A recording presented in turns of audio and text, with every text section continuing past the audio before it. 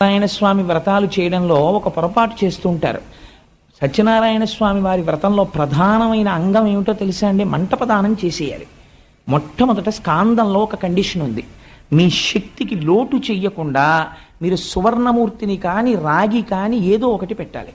మనం ఎప్పుడు ఏం చేస్తామంటే ఒక కలశ పాత్ర పెట్టి ఒక సత్యనారాయణ స్వామి వారి ఫోటో తీసుకొచ్చి అక్కడ పెట్టి వ్రతం చేసేసి మంటప ప్రదానం చెయ్యమని ఆ బట్ట ఇలా ఎత్తమంటారు. ఆ తువ్వాలు ఎత్తి అందులో ఉన్న బియ్యము చెంబు ఆయనకి ఇచ్చేసి, ఇంకా కొంతమంది అయితే ఇంటికి వచ్చిన వాళ్ళు చూడాలని ఓ వెండి అష్టలక్ష్మి చెంబు పెడతారు. పెట్టి తువ్వాలు బియ్యం ఆయనకి ఇచ్చేస్తారు, అష్టలక్ష్మి చెంబు వీళ్ళు ఇంట్లో పెట్టేసుకుంటారు ఆ పూజ చేసిన మూర్తిని.